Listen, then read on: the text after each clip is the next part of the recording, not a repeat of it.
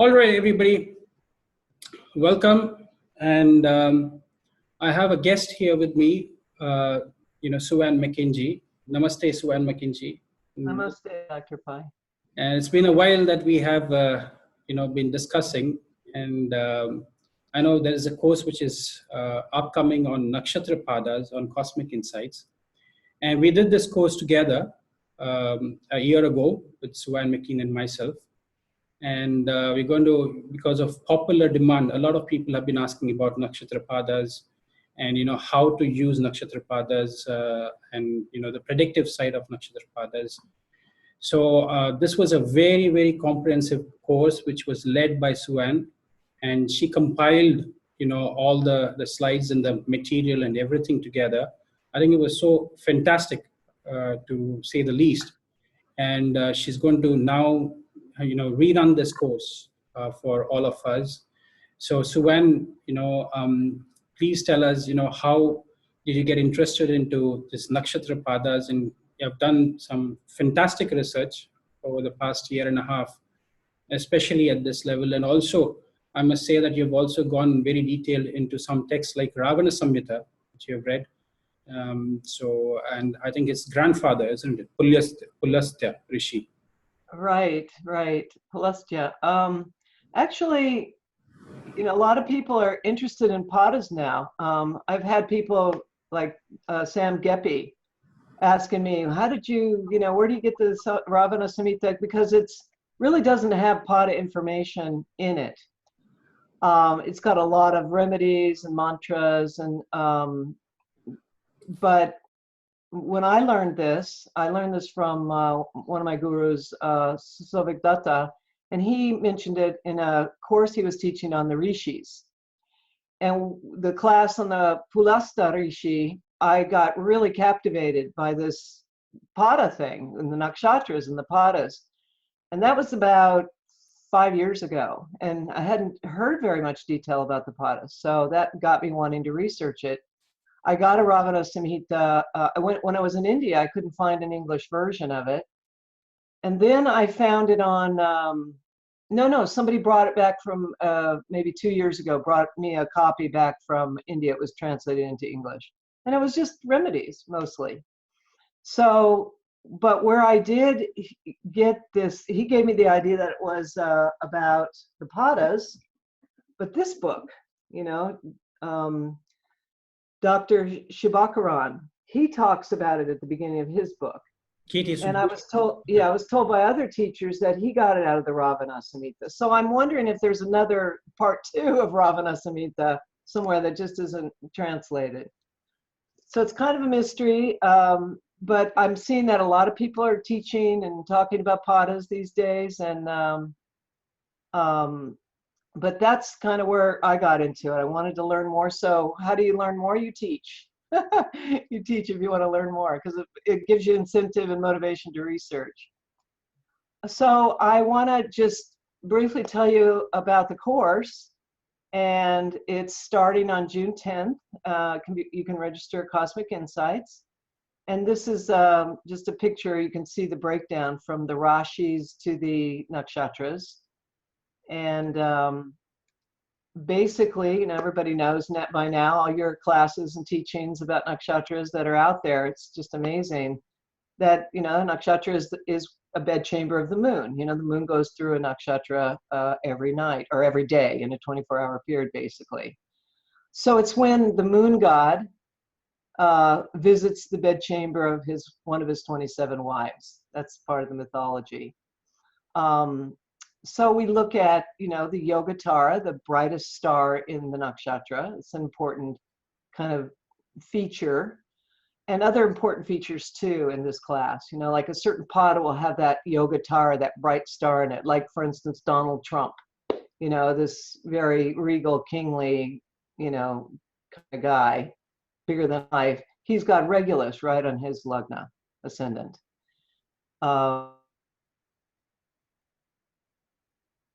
Antares, which is a Yogatara of Jeshta. So those sorts of details we'll get into. Dr. Togi did a lot of great research, and I bring that into the class. And, you know, the padas basically are, you know, what is a Rashi? It's a heap of karma. So we've got these, a Rashi has 9 padas in it. So that's sort of like this heap of padas. Padas are where we can discern our karmas, you know, more distinctly. There are 9 distinct little heaps, little piles of karma. And you can see here, down here, the 27 nakshatras with 4 padas in each one. So 27 times 4 is 108. So there are 108 padas. And each pada is one of the tattvas. You can see here the Agni, Prithvi, Vayu, and Jala. And all of those elements will give a flavor to the karma that we're reaping in the nakshatra. Okay, I don't want to, I'm just putting this here so people can see it, but we get deep, very deep into this in the course. And I talk about how the padas and rashis are related, and why the, you know, an air sign is an air sign and a water sign is a water sign. We go into those details in the, and how they're related to the nakshatras. So just so we can get all of my stuff that I have in here, the god or the deity, the devata of the nakshatra is the most important part of, I mean, there's a lot of details about nakshatras, right? The quality of it, the guna of it, the trimurti, all of that, whether it's passive or active, which are important, the animal, the flower, the tree. But here we focus on the devata. And it's, the nakshatra is in Swargaloka. It's where the devatas live. And you can see this little picture here, and they're all kind of out there, you know, in charge of a certain domain of the sky. And they influence our lives. And in Western, since we don't have devatas in Western philosophy or psychology, we call it archetypes of the subconscious or the unconscious. The great Carl Jung talked about these archetypes. That's what this iceberg is here. The conscious mind is sticking out here, but there's this vast realm of knowledge and experience and qualities that are below the surface. And I kind of feel that's what these devatas are about. I mean, we kind of see them as out there in the Swargaloka in the heavens.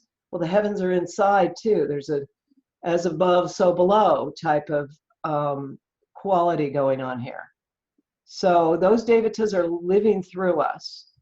And there's no disconnect. They are us. So if we can kind of understand these ancient stories that were taught in the Puranas and the Rig Veda, we may hopefully understand ourselves better and understand, you know, why we suffer, why we have talents, why we are experiencing what we're experiencing in our life.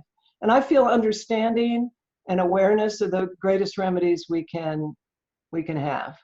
If we understand what's going on, you know, we can relax and, you know, just be with it better than if we're struggling with you know, resisting our fate. Okay. So we study the devatas in depth. And I give an example here of Brihaspati, who's the devata of Pusha. And the deity is kind of the energy and the intelligence and the knowledge of the nakshatra. And the pada shows the direction, or the, because a pada means like a step, but it's connected to a direction or an aim. You know, you could be going south or north or east or west. So it's related in that way. So I'll talk about that in a minute, but just in this slide, we have pada 1 that's connected to fire energy or warrior energy. So we look at Brihaspati and we say, well, how does Brihaspati behave in pada 1, the warrior fire energy, versus pada 2, which is more materialistic, more grounded, because it's connected to the earth element. So a pada 1, the Brihaspati may be more warrior-like, because Brihaspati had a strategic mind. He advised the king when he was going to war. He could actually sometimes be out there fighting with, you know, in the old days, the priests there were warrior priests. So you could be like a motivational speaker, rallying people in their lives to go out there and fight the battle of life better. So like so they'd be inspired, be fiery, be like maybe a preacher. Pada 2 could be more about the aspect of Brihaspati, that what you could see here is the bookstore with a person, a cafe, you know, the person having their chai and reading a book. So you could be very interested in knowledge, but more like gaining wealth through the knowledge that you have, or sharing knowledge. So like that, the padas will have a distinct flavor from each other.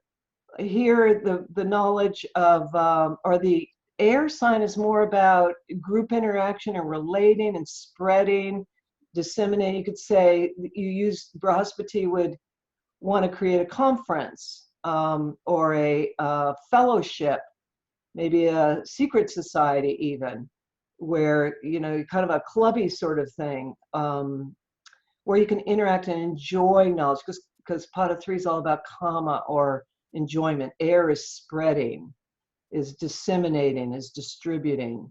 So that's kind of how we get, and you'd see Pada 4, Brihaspati would be maybe more interested in releasing his karmas, you know, working on tapas, you know, going into a monastery or an ashram and burning off some of the karmas to become enlightened, or to release, you know, the kleshas.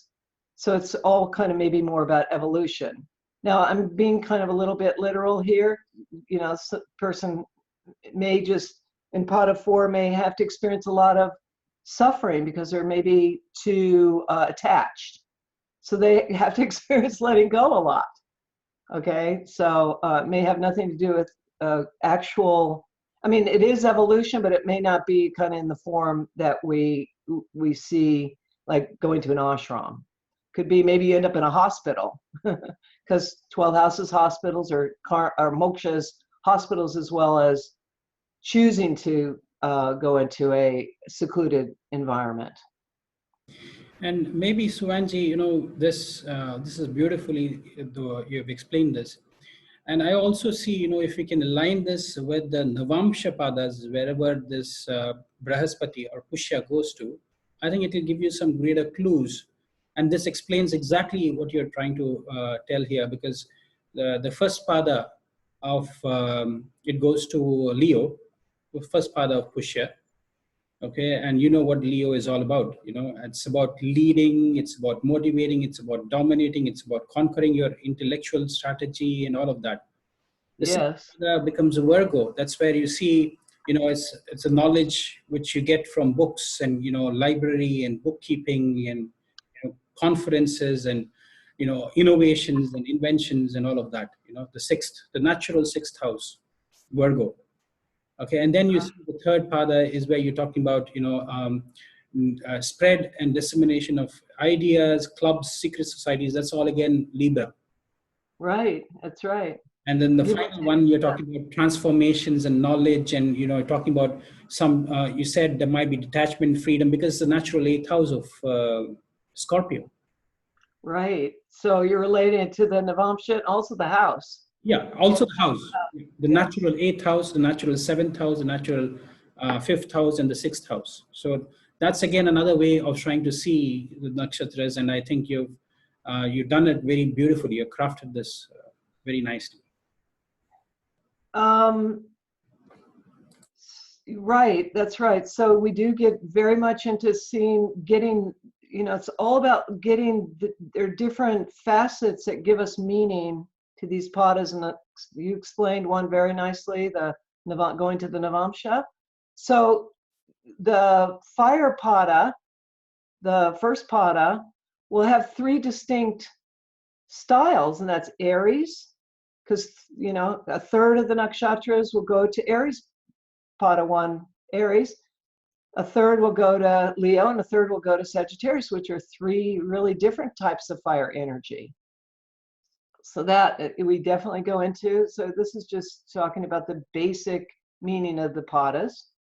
You know, Dharma is fire, Artha is the earth, Kama is air, and Moksha is water. And this is kind of the basic meaning, but I've got a big list of all the other meanings that I've concocted and thought about and come up with. The basic idea of a pada is that it's a pocket of karma. And it gets activated when we have a planet there. And when we have a transit going through that pada. Now, I've been thinking a lot about what if there isn't anything in that, I mean, most of us don't have anything in the padas. We just have a few padas that have a graha. And my thought is that those padas are, with no grahas in it are just pure. They're not, it's in a sense like when we have a graha in a pada, it's like that pada gets eclipsed. And it creates a shadow. It creates a sort of a filter or a blockage even, especially if it's, you know, kind of a more difficult planet like Saturn. There'll be some kind of maybe difficult experiences you have to have. And I'll show that in a couple of the charts because I have some good Saturn in Mrigashira to show. But anyway, so seeing the padas give us this sort of more subtle take on the nakshatra and a little bit better way of focusing, but it's not like all those other nakshatras with no grahas in it aren't in operation. They're all part of us. We live in this vast universe and they're all there. And it's just that there's some way that the energy gets filtered we'll have that experience more readily without a graha there. Here's the Navamsha that you were relating to. It's just kind of putting them together, you know, the fire, the three fire Navamshas, you know, that pada 1 goes to Aries, Leo, and Sagittarius. So it's just a little synopsis. Another thing we get into is there are special padas. Say, you know, the sun is exalted in the third pada, 10 degrees of Shwini. So there's, you know, that gives it a special flavor and extra meaning. Same with like Saturn is debilitated in Bharani. So going, and Mula Trikona is an important, the root trine or the place where the planet is extremely functional and is in his job. He really can, like when you think of the sun in Leo versus the sun in Aries. Aries is where the sun feels, it's kind of like I think of the president on the golf course. You know, he's on vacation, he's feeling great, he's exhilarated, versus the president in the White House doing his job. That's Leo. He's sitting on his throne. He's not exactly comfortable there. That's why they keep wanting to go play golf. If you look at the president of the United States anyway, Obama and Trump and Bush, they're always on the golf course any chance they could get. And then, of course, when the president's being criticized by his enemies, he's in debilitation, he's in Libra. The people or they're rioting in front of the White House, you know, or they're protesting. And then we have Vargotama. So we have certain padas which are considered really the best, or the strongest, the most aligned. And then we have certain padas that are difficult. And we call that Ashtamamsha. It's kind of a disalignment between the birth chart, and, the sign that the graha is in the birth chart versus the sign that the graha is in the Navamsha. There'll be a disalignment or there'll be an alignment. So we go into that. That gives an extra sort of flavor and meaning to the pada. And then we go into Pushkaramsha, which means a blossoming lotus. So there are these special auspicious padas. So you wonder often, God, how can this, you know, Venus is debilitated. Why is it giving this person so much beauty or so much fame or so much wealth or something? It could be in a Pushkara pada, Pushkaramsha pada. and which means it gives this auspicious, you know, maybe they go through some difficulty, but they end up with all this wealth. And then, of course, mention the Yogatara. So that's something we go into. An important part of our. Yeah, So go ahead. it's very interesting. So Angie, you know, mentioned about these special padas. And this is where sometimes many people don't get the answers. And when you really go to these special padas, you get the answers. You know, I had a consultation very recently with a lady from Switzerland, and she was saying, my son seems to be debilitated, and but my son Mahadasha went very well. So you really need to see, you know, where the sun is posited in the chart, and it was in a Pushkara Navamsha, you know. Oh, sorry, it was Vargotamsha. It was not, you know, it was Chitra Nakshatra third pada. It was Vargotamsha. It was not exactly near where it's supposed to be. The sun goes at 10 degrees of Libra. That's where it gets debilitated. So she says, you know, it was not, but these are certain key points. And let me also tell you, it was very close to the Yogatara. The Yogatara of Chitra falls are around 29 degrees of Virgo, I guess, if I can recollect very well.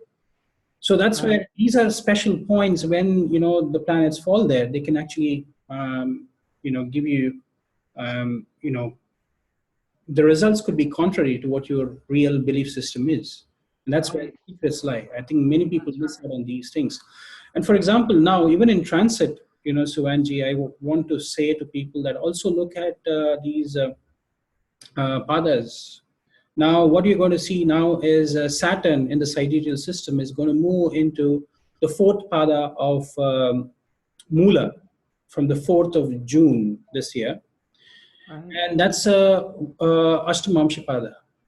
Right. Okay, the fourth pada of Mula. And that's where many people, and you know, if you really need to know about Nakshatra padas, then you'll need to see, you know, what houses the Saturn Lord in your chart. And those areas will feel Ashtamamsha effects in transit in case you're going through a major period of Ketu or the minor period of Ketu, or maybe Saturn, you know, Antardasha or Mahadasha. It can give you some results. There are multiple things, but I think, you know, what I wanted to say to people is these are special padas, are very important to learn. And, you know, I think Suvanji has done a brilliant job as actually tabulating all of them. And she's got tons of example charts that she can share with you. So please, Suvanji, I think this is the most fascinating part of the course that I would say, you know, people definitely need to learn. Okay, thank you. So the mythology is very important. We go through some of the myths so we can kind of understand the life of the deity, some of the dilemmas and experiences, and you know, correlate them in our own life to see if you know, how they might translate into our own experience. So, for instance, I'm just going to look at we're going to look at a couple charts with Mrigashira. The deity is Soma, the moon god, the god of Amrita, the nectar of immortality. So you could see a lot with these people questing and searching. They're searching, they're restless, they're not satisfied because there's this deep desire for that Amrita. And so this picture here, I think this is, you know, this is the churning of the milk ocean where the moon god is born. He's born out of this milk ocean. Sure. Also, yeah, so I'm seeing here that I think I'm assuming this is the moon god, or it's the god that brings out the nectar. So you got see the little pot there? So in this churning process of the Suras and the Devas, they get some poison that comes out, and then they also get this bliss or this nectar. And so it's kind of like in life, Mrigashira's a lot will experience the poison or the unhappiness, the depression or drug addiction or whatever. If they make it through that, they get the nectar. You know, there's this kind of light and dark and this up and down, which is kind of like what the moon is all about. It waxes and it wanes. it got cursed because he favored one of his wives, and he said he would visit everybody equally, but instead he locked into Rohini, and he forgot all the other wives, and it upset them, so their father cursed him. And so you see this in Mrigashira's experiences. I'm a Mrigashira moon, so I can tell you it's been like a roller coaster. And so understanding this, I mean, I'm older now, but I look back and I just think, God, it was just, falling into deep pits. And you have to do that. It's, I don't learn well from anything but experience. If I don't feel it, I remember my mother telling me stuff when I was a teenager, and it'd be like, my ears were closed. It was like, she turned out to be right, but it's like, how am I going to know what you're saying is right unless I feel it myself? I felt that way about everything. So there's a rebelliousness in Mrigashira. It's a sweet, soft nakshatra, but still there's this rebellious kind of, I've got to feel it or go through it, and I need to be on, in order to know where the right path is, I kind of have to go on the wrong path first. And so it's a very interesting nakshatra. So we try to do this with all the nakshatras. It's one that I've really worked on because it's one that's, where the most, I feel, we usually talk about the moon and the lagna and the sun mainly, but we try to look at all the planets, but the moon particularly is important for understanding our psychology. I made another little, like I did with Brahaspati. So we'll do this, we'll look at how the different padas, pada 1 of, like you said, Dr. Pai, Brahaspati goes to Leo Navamsha, well, so does Soma. Soma and Leo Navamsha will be more a leader, right? You'll have more of a herd, that's a deer. They want to be the king, the stag that is king of the herd. And they can be very exhilarating and shining and bright, inspiring leaders. And the second pada will be more low key. It's Arthapada, it's more grounded. It's still in Taurus, so you see that with some of the nakshatras. They'll be split. They won't be just in one Rashi. They'll be half in a earth sign, half in an air sign, or half in a water. Oh no, not water. Half in a a fire sign and a half in an earth sign, like that. There are different variations like that. But the Arthapada could be, because it goes to Virgo, it'll be more contained than Leo. More analytical, more scholarly perhaps. So the focus is on bringing enjoyment, which is the function, the nature of the deity is to bring enjoyment, nurturing. But it will be more through maybe writing. Because Mercury rules that Navamsha, there could be, could give birth to comedians, people who have a very witty, humorous side. So see, this kind of what we go through all the padas like that. You'll see pada 4 is interesting because of all the, Mrigashira is kind of a lighthearted, fun-loving, partying kind of a nakshatra, but pada 4 won't be. It'll be kind of maybe more morose, more searching, more kind of, what's it all about, trying to figure life out, so it could be more on a wanderer. Yeah, because the planet, goes to Scorpio, especially like if the moon is going to be debilitated in that 4th pada. Another interesting thing is that we look at the relationship of, say, in pada 4, the planet or moon, whatever we're looking at, is in Gemini, and Scorpio is the 6th house from Gemini. This is brilliant. Yes, absolutely. Yes. So there could be a lot of issues with enemies or health. I can be a testament to this. I have this. So it's a little kind of like a downer negative aspect. Most of Mrigashira is kind of this, people like them, but these ones will be a little bit more trouble, a little bit more scrappy because the Scorpio Mars K2 influence. So this is kind of how we parse it. We try to see these differences. But it also could make a person dissatisfied, which leads them to want to find that bliss, that nectar, so they could be more motivated to meditate, find a spiritual guru. Yeah, that's a very key point that you mentioned. I have not seen anybody talk about this. I think we have discussed this in our own research forums. Fantastic method that you're talking about.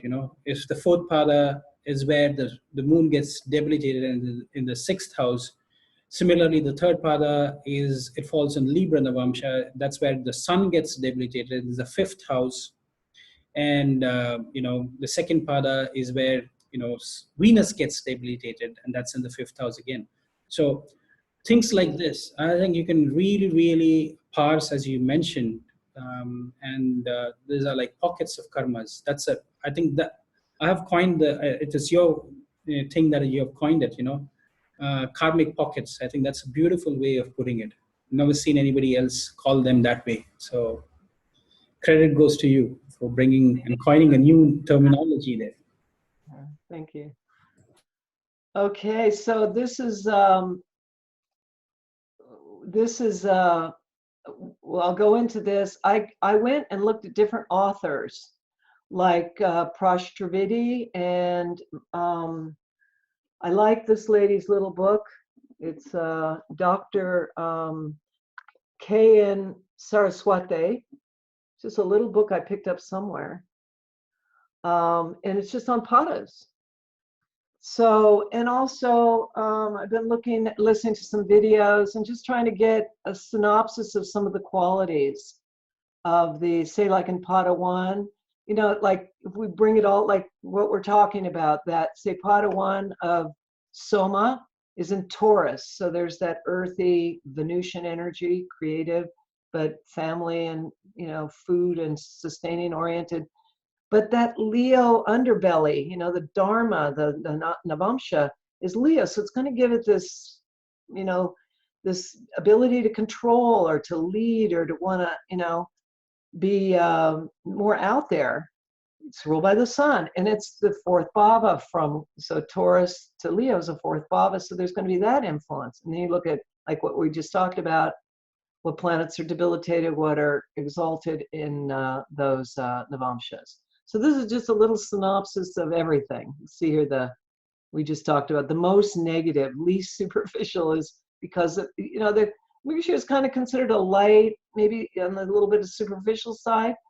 You could say that about the Libra Navamsha. I have one of Goldie Hawn. Not that she's a superficial person, but she's this kind of dumb blonde image. Comedian, very funny, very witty, dozens and dozens of movies, and they're all comedic. She's very funny, very airy, very lighthearted. You could say superficial, compared to kind of, Salman Rushdie, who's more the fourth pada type of over intellectualizing, enemies, made enemies of the whole Muslim world type of thing. So I use a lot of case studies. Maybe we should just look at a couple before we close. So I go through, the deep meanings of the Dharma padas and examples, like for instance, Osho. He's a pada 1 Lagna Soma. You think about Osho, if you know much about him, he was a great, very charismatic, very bright, that Leo Navamsha, spiritual teacher. Had a huge following, like millions of people all over the world. He settled in Oregon in a place called Antelope. The symbol of Mrgashira is an antelope. And you could kind of see he's got kind of a sweet deer face. Here he is drinking some wine, His followers, they used a lot of, one of the themes in Mrgashira is illegitimate children. They're very seductive. They have the serpent as the animal in Mrgashira. So there's a lot of kind of, beautiful eyes and seductive quality to them. You can see him here beckoning you. And I knew people back in the day. I knew a lot of Osho followers because I lived in San Francisco, and the Aikido community had a lot of Osho people. And boy, did I hear the stories of the sex orgies and all that stuff. So it was basically about just expressing your desires and your emotions and everything, getting it all out, and you would reach the Amrita that way. They meditated too, but by doing seeking desires in life, you fulfill them, and then you are free of them. That was a big idea. I remember that was in the 70s. That was a lot of experimentation going on there, which is part of Mrigashira. It's a questing and trying this and trying that, and having to live through experience, and learning the hard way, I should say. And interestingly, Suvanji, what comes to my mind is the first pada of Soma or Mrigashira. It goes into Leo Navamsha, isn't it? And that's in the 4th house from itself. And what it reminds me is about the 100 Rolls Royces that he has. 4th house is also. That's right. Yeah. The Leo sign, so that means that he always wanted to have, 100 Rolls Royces.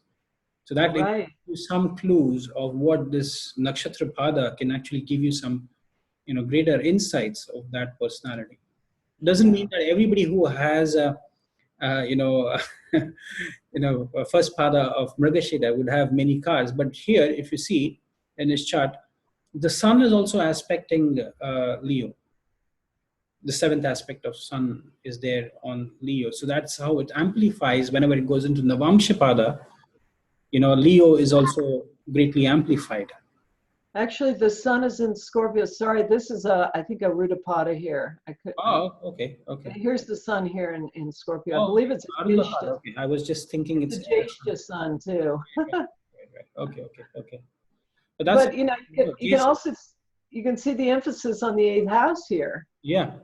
We could go study his moon, which I believe is in Purva Ashada. Yeah, that's all right. that Shaktipat and that that purification through they did a lot of just exercises, and I watched a little bit of a video on Netflix. There's a series on about him, or the ashram, the whole scene at Antelope. I just watched a little bit, but I could see that they were doing a lot of releasing and like primal scream type stuff, acting out and shaking and doing crazy stuff to get rid of the inhibitions and blockages in the system. Raising the Kundalini. Yes. Yeah. So a lot of 8th house stuff going on there. But what you're saying about the 4th, I was thinking of creating a lot of people. It was like creating a home for people too. Yes. Anyway, another chart here, a very strong Mrigashira is Edward Snowden, the guy who, he was a CIA analyst who, took all he wasn't a spy, but he took all of the secrets about the NSA, the things that the government of the United States, I don't think it was just the US government, but mostly, and took it to Russia, right? He's in hiding now. It's like this idea of pursuit and secrecy. It's you can see here 4th pada. He has the sun. His sun is in Mrigashira, but in the 4th pada, going to Scorpio.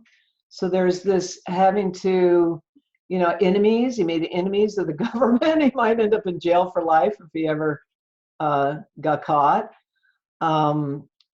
But also let's see, this is the Lugna. The Lugna is in Leo Navamsha, so took a lot of guts and courage and initiative to do what he did. Anyway, so you can see in Pada, he's got Lugna, Mars, Rahu, and Sun all in Mrigashira in different padas. So some of the themes here, he wanted to, when I think of Leo, the king, big part of the king's job is to protect, and that's a lot of his motivation. If you look into Edward Snowden, he's a patriot in a certain way. A lot of people admire what he did. He's got both enemies, you know, that pot of four, it's the enemies, and a lot of admirers for what he did. It took courage and a person on a mission. He felt it was his duty to expose some of the terrible crimes, basically, of the government against the normal people, spying on them. That's what NSA does. It's an intelligence service that spies on citizens, which it's not supposed to do. So he's quite admired by a lot of people. I put the juice of the sacrifice here. I thought, read it in one of the Puranas, how the Soma was beaten. So you might see this with Mrigashira. It's the juice, it's hard to extract from these hard stalks like cane, sugar cane. You know, they have to really mash it hard to get that juice to come out. So often Mrigashira has to take quite a beating for to feel the juice. I can relate to that. All right, so I don't want to go into all this, but it just gives you an idea. You know, I go through all of the padas and show examples, you know, the meanings of the padas, like all the things, the connection to the Navamsha. Now we got a little bit more of the Virgo energy for Mrigashira.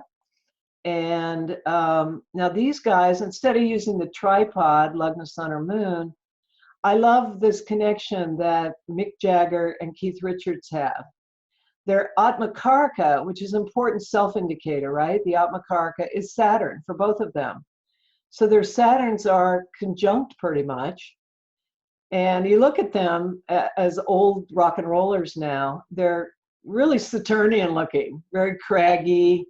And you can see the aging and the maturity in them. They have big, huge families and lots of grandchildren. You know, this more the Arthapada. But anyway, they if you look at their lives, they brought a lot of joy to a lot of people with their music, and they really lived it up. Partying, drug use, intoxication. I call it getting high on the Soma. They went kind of off on this kind of the drugs and alcohol kind of Soma. So another couple are Soma drinkers are Johnny Depp and Amy Winehouse. You know, interesting.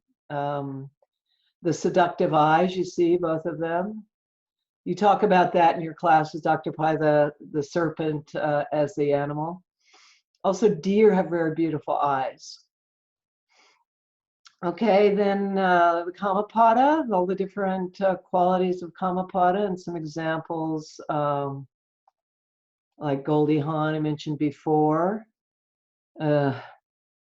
And also a totally different kind of Kamapada is Dalai Lama. He has his Lagna Lord and his Lagna in the third pada. Now, I don't see him as a superficial guy, but he's funny. And he's light and he's open, you know, for, you know, he's like the guru of Hollywood. You know, a lot of Hollywood people follow Dalai Lama. He's really a sweet, cute guy, very interactive. But you know, he also had to go through the experience of exile, right? As a young monk being thrown out of his, not thrown, but having to flee his country. You know, I think of the deer having always to flee a big predator, trials and tribulations. He went through a lot of trials and tribulations before becoming the Somaraj. Now he's like the leader of his people. Interesting. So, Angie, you know, the Kamapada is where the sun gets debilitated as well. So it's as though the king has been, you know, banished from his own kingdom, you know? Yes, exiled. Yeah, very good point. Yeah. Right. Right. Okay, and then the last pada is Moksha Pada. You can see here the energy is one of more renunciation, service, or kindness, charity, sacrifice. So like Artha is kind of, I think of them as kind of a seesaw. Artha is gain, Moksha is loss, gain or taking, giving out. And then the Dharma and the Kama are kind of a seesaw. Dharma is duty, you know, work and do you gotta, you know, kind of have to do. And what's Kama, what you want to do, what's pleasurable, sort of again, a kind of a outgoing versus a allowing, or yin and yang, sort of a yin and yang flow between Dharma and Kama and Artha and Moksha. And a good example, like I said, was Salman Rushdie, who had a fatwa on him, a lot of enemies. He was kind of, but you see the Navamsha is the water and fixed tamas energy, you know, 6th house, so all those qualities come together in his life. He was prey. For many years, he was in hiding, you know. I think he's still, I don't know if the fatwa is still, I don't think he's still in hiding. He's a little bit more out, but like for a decade at least, he was hiding, or he always has to have a bodyguard, a lot of struggle, but written some brilliant books, deeply knowledgeable, very transforming pada for him to be. And he had, you know, lots of wives and children and affairs. And this thing kind of intrigued me. He seduced me with his words. So his seduction would be more with his intellect, you know, the seductiveness, not his eyes so much, but, or his, like the rock and rollers, but more of a,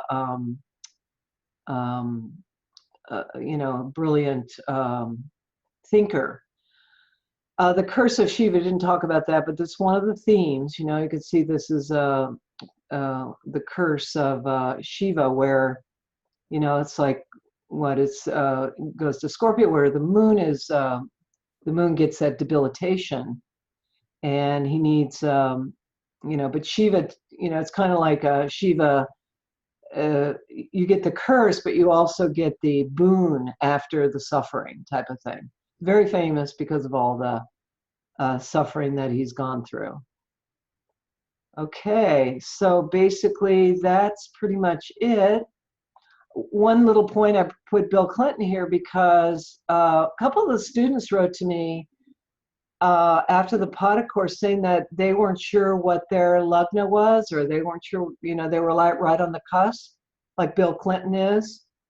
K.N. Rao has him as Uttar Palguni. He had a different time than Astro Databank.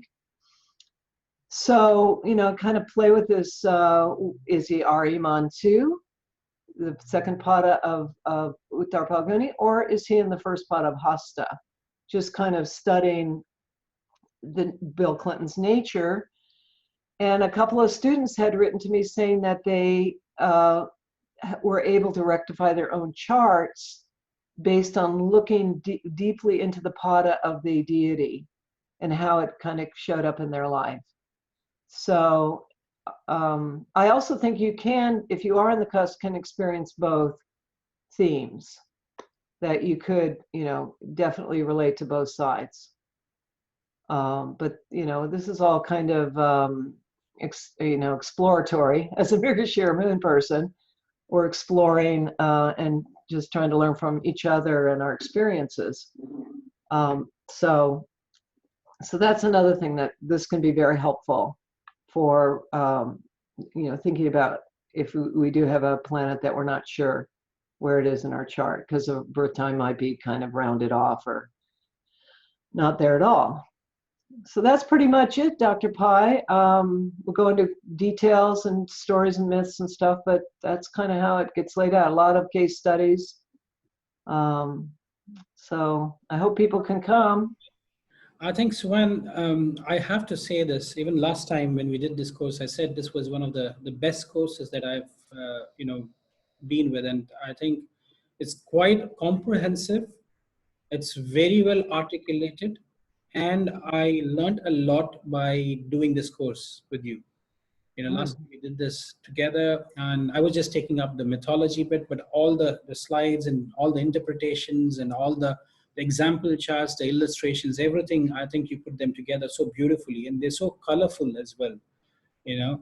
Thank you. So I have to say this is really by far, I think, one of the best courses out there in Nakshatra Padas. I haven't come across any other courses on Nakshatra Padas. I don't know if any other teacher is offering courses on Nakshatrapadas. I know people offer Nakshatras, but I think this is, your baby, and you've been researching this, and you've been seeing this on in your practice as well on hundreds of charts. I think this is what helps you to really go. And as you mentioned, um, once you go to this granular level of nakshatras, I think that's where the real nuggets are.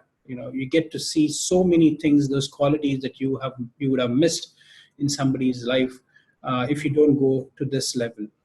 So Suvanji, I think this is a brilliant course, and I would want everybody to take this course up, because this is one course that I did. I thoroughly enjoyed doing this course with Suvanji, and the depth of and she goes and she researches and she spends enormous amount of time in putting this course material, and all this course material will be shared. Even if you can't attend these courses, the video recordings will be made available to you, so you can go and watch these videos and learn from them at your own free time. So Suvanji, thank you very much. This is brilliant that you're doing this course again, and I want to thank you on behalf of Cosmic Insights. Thank you so much. My pleasure, my honor. Thank you very much, Suvanji. Yeah. Bye-bye. Bye-bye.